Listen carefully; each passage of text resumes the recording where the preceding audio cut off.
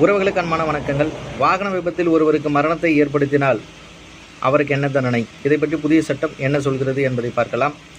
ஒரு நபர் வாகனத்தை சாலையில் ஓட்டி சாலையில் சென்று கொண்டிருக்கிற இன்னொரு நபர் மீது ஒரு வாகனத்தை ஏற்றி அதனால் அந்த நபர் சம்பவ இடத்திலேயே இறந்து விடுகிறார் என்று சொன்னால், பழைய ஐபிசி செக்ஷன் 304A அந்த பிரிவின்படி 2 ஆண்டுகள் வரைக்கும் சிறை தண்டனையும் அல்லது அபராதமும் அல்லது இரண்டும் சேர்த்தும் விதிக்கப்படும்.